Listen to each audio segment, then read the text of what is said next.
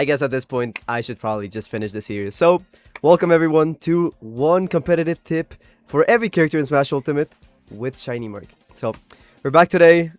We are doing the rest of the melee characters and a couple of the brawl characters. At this point, I'm not finishing a game in like a couple episodes, so we might have a couple brawl episodes, we might have a couple Smash 4 episodes, but spoiler alert, we're probably gonna be finishing this series soon. So stay tuned, and if you have anything that you would like to add, anything that I might have missed, feel free to leave it in the comments below. Make sure to leave your like and subscribe, and otherwise, let's get right into it. Alright, so starting with Mewtwo today. As usual, I will mention that if you didn't see the last part, I recommend you go to the Chic section where I explain how teleport recoveries work when recovering from above the ledge to make it not vulnerable. This is basically like it works with every teleport recovery, so of course it works with Mewtwo. So you just teleport to the ledge and you have no 2-frame animation. You're gonna be completely invulnerable.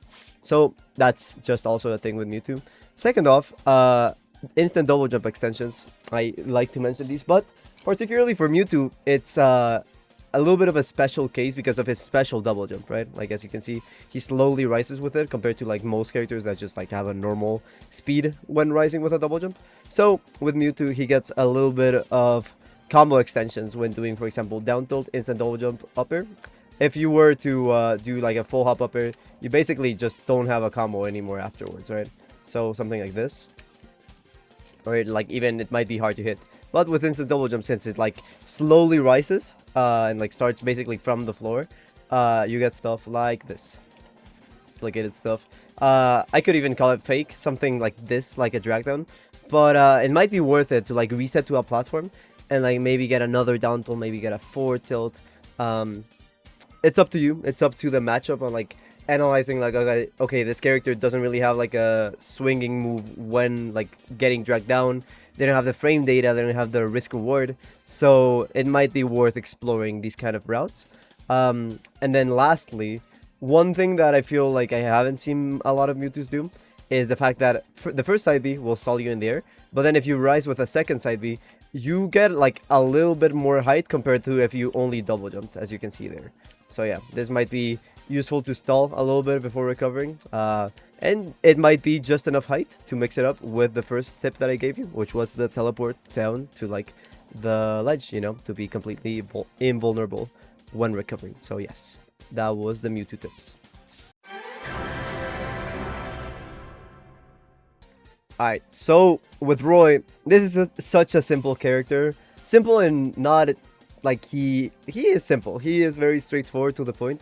Obviously, he has a lot of depth, but I think what I could touch upon is a little bit of his set play on shield.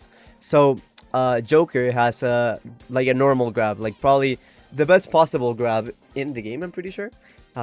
Quote me on this if I'm wrong, but this is like a normal grab is basically what I'm trying to say. So with a normal grab, people know that Roy's ground pressure, the most common ways to do it is point blank jabs and then down tilts, right?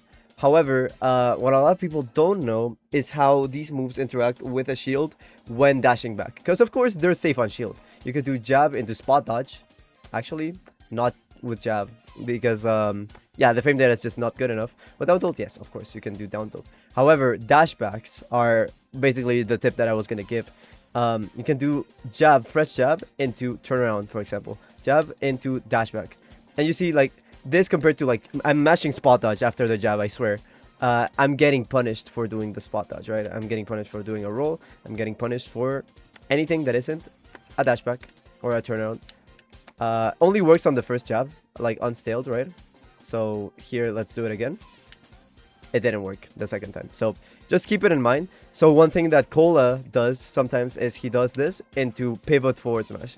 Just to like check people, basically, if they have the habit of grabbing people, you know. So keep this in mind when you're fighting a character that basically only relies on their jab out of shield to pressure them like really well, you know. And with down tilt is so much better in terms of frame data. So of course this same thing is gonna work, right? Like down tilt into dash back and then reposition. You could do something like a slingshot, you know, like this. So yeah, just kind of like keeping the pressure up, basically. And then the second tip that occurred to me is just like, this is not tech or anything, but I just don't see enough Royce do it. I recommend whenever you're like shielding with people, like in scrapping situations, right? Obviously, like Royce will think of their out of shield options being grab and up B out of shield, right? But there is a secret third option. It's not super secret, but I just don't see Royce have used it enough. I feel like Chroms do it a lot more. But like side B out of shield. Since Roy, whenever he's like rising with his side B, he like takes a little, he like cuts his momentum when rising, basically, with the side B. You can just kind of like do it out of shield, and it has like a lot of range. And even if it's not like a true punish, like this one, this for example, it kind of bursts you in, and because you're like spacing with a sword, and then like Roy can like delay the hit so much, like this for example, you can still kind of defend yourself, you know. And remember that like up angled forward tilt is the less laggy one of all the options. So you can just kind of like cover yourself that way and like still be okay, you know. So yes, those were my Roy tips. Alright, with Chrom, I don't really have much to say with Chrom, because first off, the tips that apply to Roy also apply to Chrom, obviously. Honestly, I can only think of jab forward smash, but like people know about this combo. The only other thing I can think of that I recommend is as a player against Chrom, and I've used Chrom, like I've had to kind of like find these solutions as Chrom, just when playing him for fun or like an Elite Smash or whatever. As you know, his recovery is really bad, particularly because he gets here without armor before the hitbox on the sword comes out, right? So you can just kind of hit him. However, obviously if you mess up, for example, let's make Joker here recover. Sometimes like Chrom will drag you down from the stage and like kill you, basically, right? So you don't want that as the opponent, but you still want to make Chrom feel like he has like such a bad recovery, right? So there's two ways to go about this with Chrom. You can go like the classic and just like try to grab ledge directly like this, which is very obvious. You could go for something more aggressive and like have an active hitbox in front of the opponent, right? Just to like drag them down and like have active shield pressure, because at the end of the day, the up B is like a little bit quick, right? You have to kind of be preemptively ready. And the last one that occurs to me is possibly doing something like this, doing like an early up B, be like super duper high. So if they try to spike you, and they successfully do spike you, you can still DI to the left in this case and like tech to the stage, right? And if they send you off stage and you're like confident, like, okay, they're not gonna mess up the edge guard, you're at least like higher up, so you can DI up, drift to the stage, because Chrom's drift is actually pretty ridiculous, and have more of a chance to recover back to the stage, right? And then if you actually just want to prioritize being completely safe on the stage, you should really practice hitting the sweet spot below the ledge, which is like around here, right? Actually, that wasn't it. So there is a way to kind of just like snap to the ledge below the ledge, like not actually hitting it. And you know you get it right if an opponent counters, for example, Lucina counter or like another counter, and it activates the counter but doesn't actually hit Chrom. So I recommend you practice that. Alright. So with Mr. Game & Watch, I really feel insecure telling you guys about this because it's Pikachu's worst matchup, but I'm a good Samaritan. I want to see the meta improve. I want to see you guys improve. So I'll give you two things that I feel like are very underrated, because again, with Game & Watch what happens, it's like he's such a simple character, and I feel like a lot of stuff is like the complicated stuff is very well known. For example, like the frame data on like the bomb and like the pressure, right? I recommend using double jumps in neutral to like spawn multiple bombs like from a single like sequence like this, and then you can like go here and like get a combo or like shield pressure, and it's like all really good, right? That's one. But the two tips I will give you have more to do. One, the first one with frame data. Game & Watch's jab. No one ever thinks about Game & Watch's jab. Like, why would you think about it when you're thinking about like everything else that this character has? But for some reason, they decided to give him, first off, a disjointed jab, and second off, let's make Joker stop grabbing. Let's see the frame data on this jab. And as you can see, -7. Right under my camera, right? Let's do it again. Right under my camera, -7. That means this is safe on shield. Like, you can just spot dodge your grab, for example. So what, like, a lot of characters wish they had this kind of jab. To, like, go in, check, and then, like, dash back. It's, like, so lagless. Or, like, jab into, like, spot dodge. And, like, look at how fast it is. It's, like, so unreactable. Like, these little, like, pressure sequences, right? So, yes, that is one tip that I can give you with Game & Watch. And the second tip with Game & Watch is, this is more, like, near high level, near top level. If you're fighting someone that, like, really knows the matchup. If someone is shielding, right? The counterplay to Game & Watch mashing up B is you, like, shield the up B. And then, for example, as soon as I whiff the up B as Game & Watch, Joker here can jump, double jump, and upper out of shield to true punish Game & Watch and just, like, hit me, right? However, if you as Game & Watch know that this is going to happen and you're like, okay, I messed up, I'm going to get punished, you can up B away on purpose. And, like, for most characters in the game, this is essentially unpunishable. You're still in a bad position because if you didn't know, Game & Watch once he up Bs, he loses his double jump. So, he's forced to, like, still just, like, land, you know? And he's a floaty character, he has the downer, but the downer is unsafe on shield. So you're still in a juggle position, but, like, at least you're not getting, like, true punished. This might be worth it against characters with killing uppers, like Pyra, for example, like, Joker with Arsene and whatever, you know? So, yes, these are a couple things to think about as Game & Watch, you know? Yeah.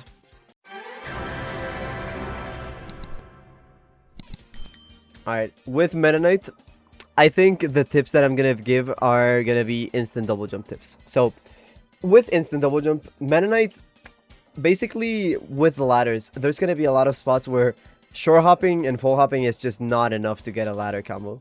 But doing an instant double jump and, like, resetting to the ground or to a platform is gonna be enough to make the combo happen, right?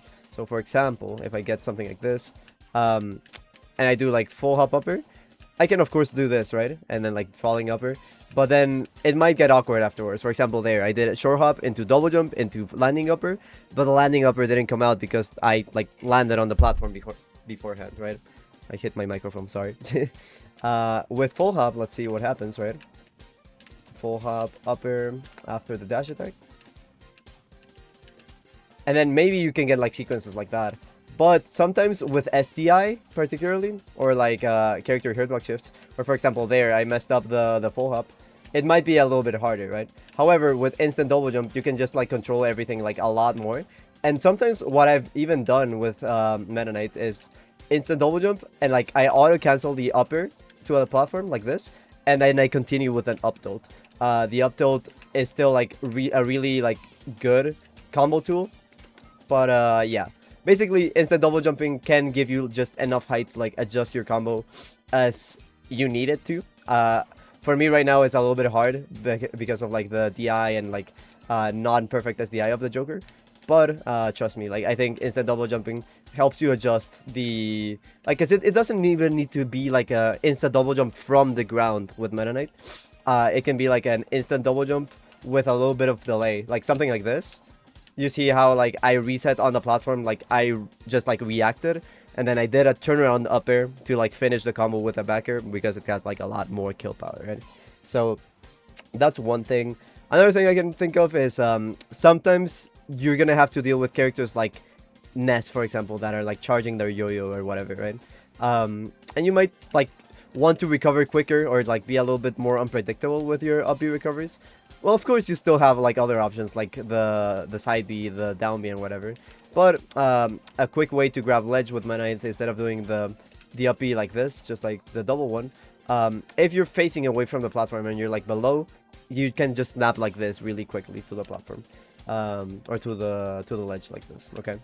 And then one last thing that I can think of is obviously, like, Meta Knight's most common combo finisher is gonna be up B, right? Like, you get the ladder combo into the up B. However, I think a lot of people don't know this, surprisingly. But if you get, like, let's get an upper here from the ledge against Joker, right? If you get an upper here and you do up B, the upper on the air is, like, a lot weaker than the up B on the ground, right? However, the upper in the air still has a little bit of value because if you just like get the upper here, let's see, or the uppy, you see that didn't like really make Joker move too much. There is like a sweet spot at the start of the uppy from Meta Knight that like drags them upwards, which is what basically like makes ladder combos kill like a lot earlier, which is this, like the starting hit from Meta Knight upper here, this one, like it just, you saw how much higher it put him there. So if you have like a upper into uppy opportunity, make sure that if you have the choice to, you get like either not that uppy, you get this uppy that like drags them like a lot higher, or you do this, you do the grounded uppy. Both of those have significantly more kill power than this normal air uppy. Okay, so those are my combo finisher tips with Meta Knight uppy. Okay, with Pit, again, another really simple character. Fortunately, I know a lot about this guy because I used to play them. So with Pit, I have a couple like curious texts, and when I talk about Dark Pit, I'll just explain like what matchups I would use Pit in and which matchups I would use Dark Pit in, because the main difference is just Electroshock and of course the arrows. The arrows are the big one. However, for just like general Pit and Dark Pit stuff, he has a little bit of a fun tech where you can just, this is more of a gimmick, but I think it's fun to do, and I found success with it actually. Like I won't drop like any names of top players that I've hit with this, but in my times of using Pit, I remember I would roll from ledge, and if you buffer a side B after rolling from the ledge, you get this neat little ledge cancel, right? Which looks clean, but you're also like pressuring a reversal with a side B that kills like really early, and at least you're getting put into the ledge again like immediately, and just being able to like stay actionable. Okay, so that's really good. And then one really big tip that I feel like this comes to mind because I just don't see Pit players do it, and I think another character that like benefits of this a lot is Byleth. Whenever they get like down tilt or up tilt with Pit, right, and they can do this upper, yes, this upper is really good and it should like be the combo that you go for. But if you do an instant double jump upper, you get a little bit more height, you're able to manipulate your drift a lot more, and you see, okay, this is the difference, right? 90%, right? Full hop upper doesn't kill, and this is bad DI on Joker, by the way. Instant double jump upper with like the extra height, like it's super duper kills. Like I think it makes probably like a 15 to 20% difference if I were to guess.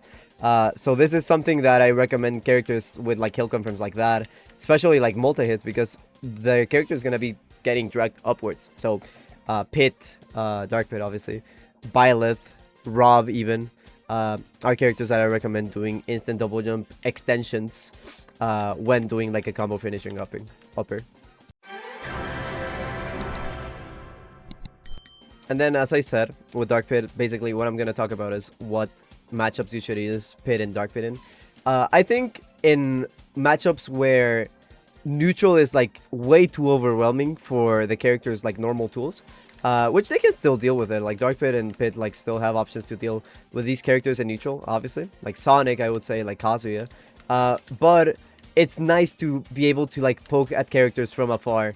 And especially, particularly with like Spin Dash, it occurs to me like you can like angle the arrows down basically, so like it doesn't low profile, you know. And if you charge the arrow a little bit, it like either beats or like clanks the Spin Dash, you know. So that's like extremely valuable. And like for a uncharged projectile to do 6%, you charge it a little bit, does 8, like from across the stage. Like this is like so valuable, bro. And then you can like charge it, and then this like makes the opponent like shield, obviously, right? So even if they shield it, it's free shield damage. It's like forcing them to like stay put, basically, like stay in place, you know. So yeah, that's very valuable. However, in matchups where this is not really all that relevant, and particularly you can really harass them off stage with arrows and disadvantage, you know. And it comes to mind maybe like Mario, maybe like Peach, just characters where your sword hitboxes basically like are more than enough to do it, and you can still like abuse them in disadvantage, unlike someone like Bayonetta or like Sonic. Then arrows, I think, are a lot, like normal Pit arrows, I think, are a lot more valuable. And personally, in my experience, whenever I used Pit and Dark Pit, I never justified playing a matchup because of side B. I think side Bs are like a little bit gimmicky and not like the center of like any matchup. So yeah, I based my decision basically solely on arrows.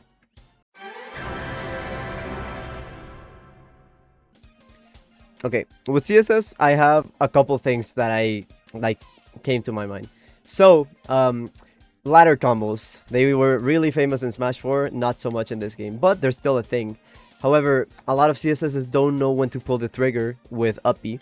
And essentially, what you need to do is adjust your height with full hops, with short hops, and with double jumps, instant double jumps, to make sure that once you get the combo finisher, you are able to like be as close to the character as possible.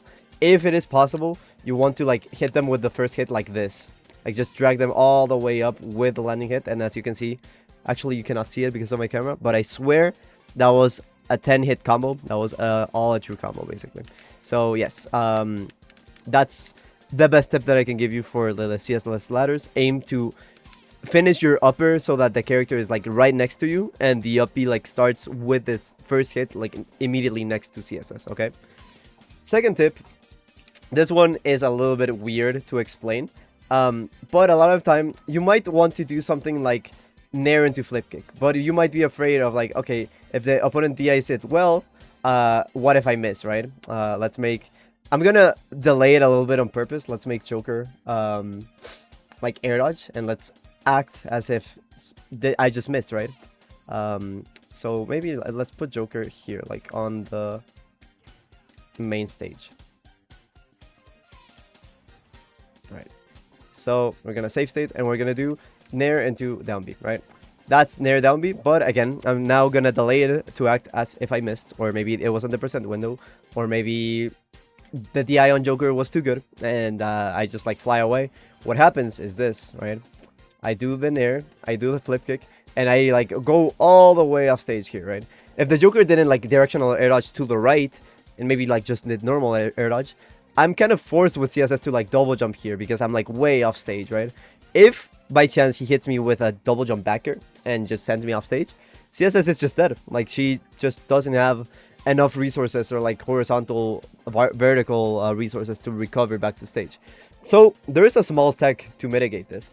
It is a little bit hard to explain, but with down B, you can obviously do down B and then activate it with B, with A, you know, doesn't really matter. But you can also activate it with your C stick.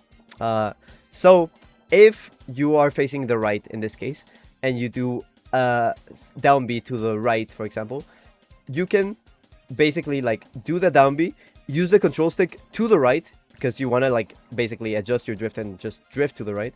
But if you do your C stick to the left, while holding right on the actual control stick, this will happen, where you get the flip kick with a lot less momentum, so there's like a lot less risk to basically like SD or like something go wrong. So if you do it, like I'm doing it right now, I'm still getting the nair flip kick, but I'm gonna do it badly now. You see, like I'm like a lot closer to the stage, so there's like basically zero risk. I can probably even just like up B immediately like this. I messed up. Let's see. Yeah, and I just grab ledge immediately without the necessity of using my double jump. So small little tip for you guys. I know that a lot of CSSs do stuff like this, like back throw into flip kick, and they just like SD because they're looking for the cheese. Well, now you have a good way to go about it and not just like completely just bet your stock on if it's gonna hit or not, you know? It's probably not the best option to go for, but at least you have a safer way to go about it now.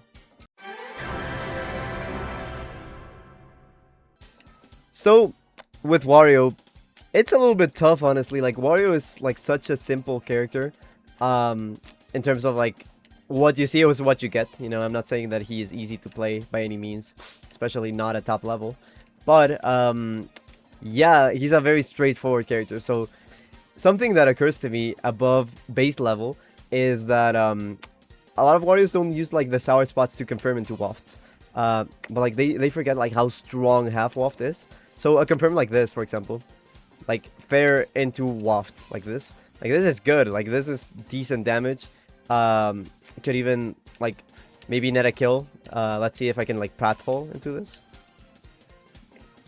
like that was, I'm not sure if that was completely true, but it's a good way to use waft. And then yeah, honestly, I was thinking about this and like, what can I show about Wario? But like, he's so simple, like he's very straightforward. Like if that's something you like, you know, the Yona character that works really well, is solid, that's like the tools that he needs to win. This is Wario. He's very, very simple. One last little thing that occurred to me is that maybe you might know this, but for example, let me start a bike here. You see like the immediate speed like this, right? And let me start like an aerial bike now. Let's see.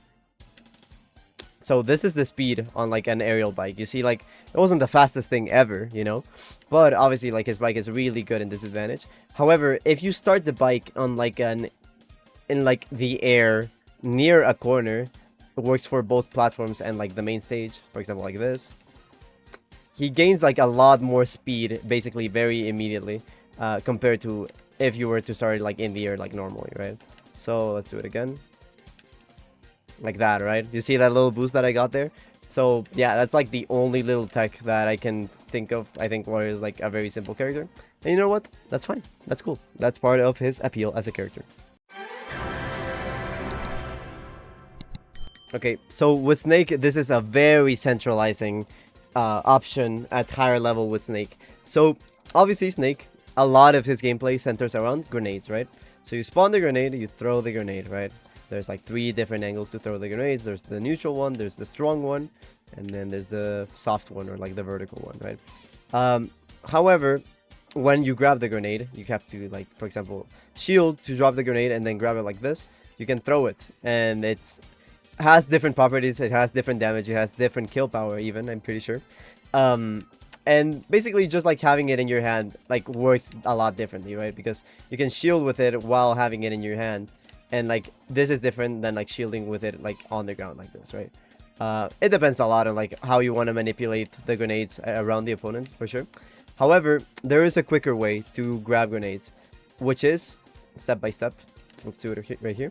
So you do the grenade, right?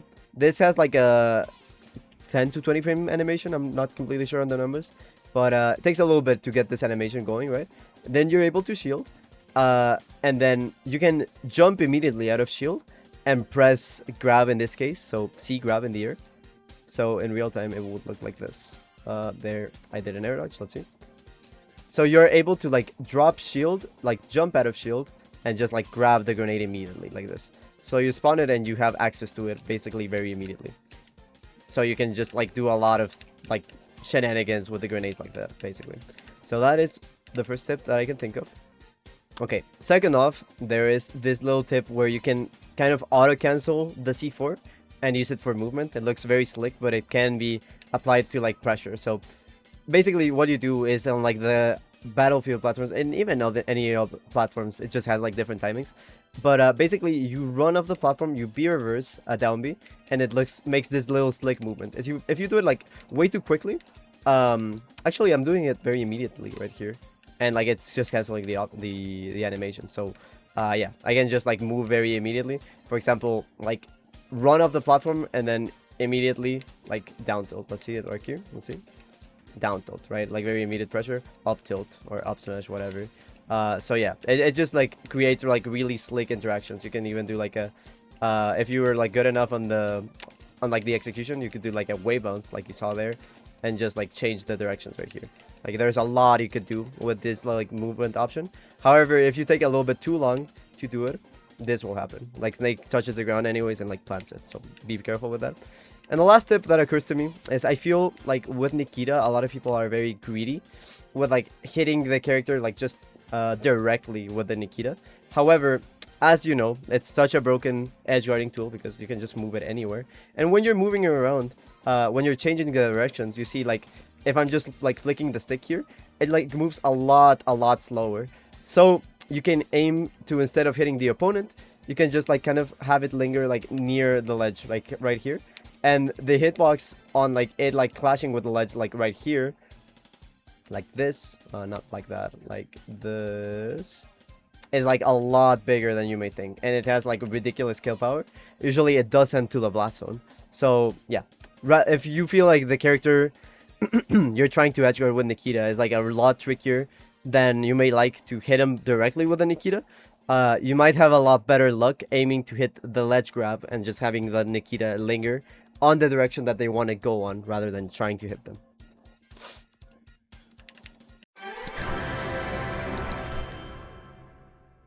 So Ike, this character, I really enjoy this character for some reason. I think he's really, really fun. Yeah, I have. So first off, this is my first nitpick. Back in the day, like 2 years ago, one of the best players in Guatemala still used Ike, and he would ask me like, "This character's like so simple. How would I improve with Ike?" You know, and I kind of like thought about it when I was helping him. And this is not tech, this is not anything, but this is just something that I don't see Ike's doing like at all. Like maybe I saw it with like Leo's Ike when he came back into it, but I just want to show you guys how big reverse upper and reverse nair is with Ike. Because the problem with Ike is he's slow, he has bad frame data, but dude, the range on reverse nair and reverse upper are huge. Like look at this, like look where I'm starting it, and I think from this distance even, I can like hit Joker possibly. Like from here. Let's see. Maybe not. Like maybe that's a lot. But maybe a little bit closer. Like this is the burst range to like poke with a nair that you can still like kind of like drift inwards with, right? So yeah, like the reverse hitbox on Ike's nair, not only is it huge and like hits like really high up and like really long, really, and you can like drift with it, but like this is like a sour spot. And it being a sour spot means that it combos like infinitely better into upper, into backer. So it's a really good option. And then same for upper. Like reverse upper, it's just like huge. Like this arc to wall someone. Imagine you're retreating with this. Like how do you approach this? This is like really, really hard to approach, right? Especially if you're doing like a falling area like this, right? Like look at this. It gets like really, really low. So yes, that is the first, not tech or anything. I just wanted to mention it because I feel like I don't see it enough. Second off, this is also not tech, but I just don't see anyone doing this combo ever. Down tilt into upper. A lot of Ikes don't know that this is a true combo, even at like a really high percent. So it doesn't mark it as true right now, but let's make Joker mash air dodge. He is actually mashing air dodge. So you can do this into upper, but sometimes buffering a full hop perfectly is hard because of the short hop macro, right? Like if you buffer like this, you might just like miss the timing and like get a short hop. So that's why I recommend buffering an instant double jump, which is bufferable every single time, to make sure that you just don't miss the input, right? And it also gives you a little bit more height and gives you a little bit more leniency, like drift. So you can react to a lot of stuff like DI and stuff, you know? So yes, down tilt upper is like such a true combo. Like such a good kill confirm. Like I really, really recommend you guys like abuse this as like the main combo finisher that you're gonna get. Like 90% against Joker. That's ridiculous, bro. That's so good. And last thing, I noticed that a lot of Ikes don't use, so like after down throw percents, right? You can of course do down throw into fair like this, but I feel like up throw like works like super duper late, and like it opens up for like frame traps too. How I like to use upper with instant double jumps as well. Maybe not at this percent. But what happens with upper is you don't have to worry about DI as much because it's like very vertical.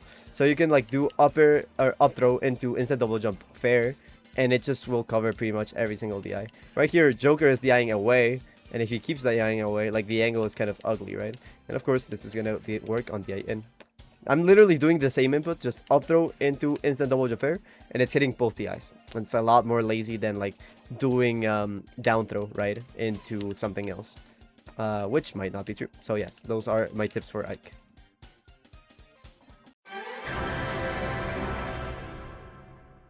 So honestly, I was thinking about this, and I cannot really think of many tips that are like above surface level with like Squirtle, Ivysaur, and Charizard. So I was thinking about telling you guys just the fastest way to switch around them, you know? So we're not cheating, and we also just give like one tip per character. Because genuinely, I don't know, like I was really thinking about this, and the only thing that comes to mind is maybe the fact that Ivysaur does have up throw into upper as a kill confirm at certain percents, but it's like very character dependent, so I'm not gonna get into it. Like you're better off just like looking for a tutorial. However, I will mention that Squirtle does have an instant wall jump, as I said that I would mention for most characters if I remember. So yes, same input as usual, just like grabs the ledge, and if you don't mess up like I'm doing right now, you get the instant wall jump like this. And like he does get like a little bit of a, he's not the best edge guarder ever, but like he can go a little bit off stage with this, right? So I was thinking about it, and yes, I think what I'm gonna show you guys is the quickest way to switch around the Pokemon. So with Squirtle, you use the water, and then with Ivysaur you do up B, and then with Charizard you grab ledge with up B. Those are like the quickest way to switch around Pokemon. So if I were to do the sequence, you up B, you switch, or like maybe on the stage it would look like this, right? Let's see, let's do it again. So I switch, I up B, and then your Charizard, I ledge jump. And if you like ledge jump when like facing the ledge, Charizard usually struggles a little bit to grab ledge, but if you do reverse up B, he just like snaps the ledge immediately like this. So that's like a lot easier. And then once you like snap the ledge with like up B like this, you can literally just like ledge hop and then down B. And like it's the quickest switch out of all of them. So yeah, those are my tips on how to switch between the Pokemon. Oh, I should add that the reason why I mentioned this with switching around the Pokemon is that you cannot immediately switch between them unless you already used another special move. So if you notice, all of the moves that I'm using there were all special moves. So Squirtle, Neutral B, Ivysaur up B, and Charizard up B. So that's just like the fastest special, or like the fastest way to use a special with all of them in order to kind of like unlock the ability to switch again between the characters.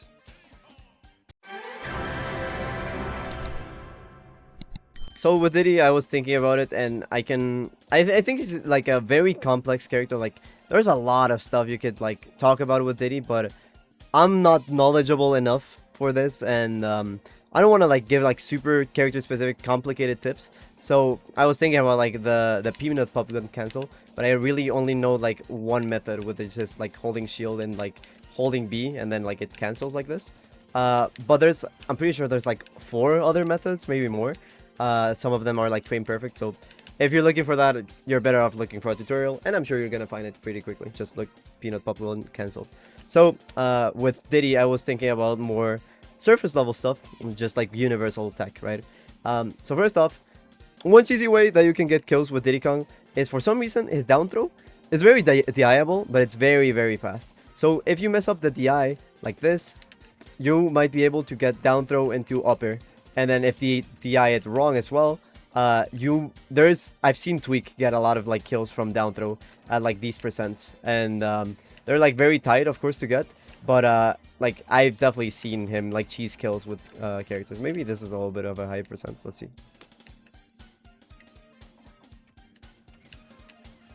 Okay, yeah. You see there, down throw into upper, like I cross up the DI. And you can choose to cross up the DI. Like if you hit it from the kick starting to the left here, like this. I'm messing up. Lol. Lol. Okay, there.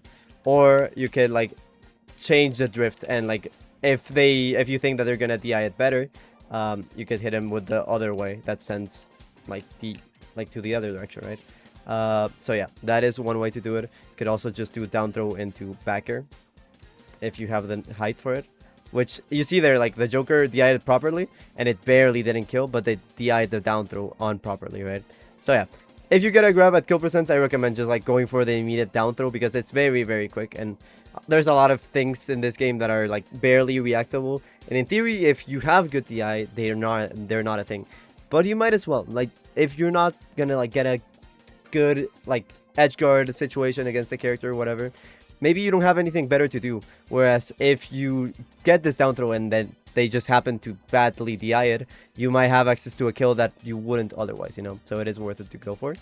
So the other thing that I was gonna say is like an easy way and like a very safe and very cringe way to grab banana. And I say cringe because, bro, you know, I play Pikachu the way that I do. Of course I'm in for this. Like I know this kind of thing. And if you've seen Tweak's streams recently, this guy's just been spamming this, and I think it's very toxic, very broken. But obviously, like a weakness of banana is the fact that you have to pull it out, you have to go to the banana and then grab it, right? However, with this tech, which is wave bouncing and grabbing the banana below the ledge, you get this, and you can just like C grab it, like under the ledge right here, and then you just have access to like barrels immediately.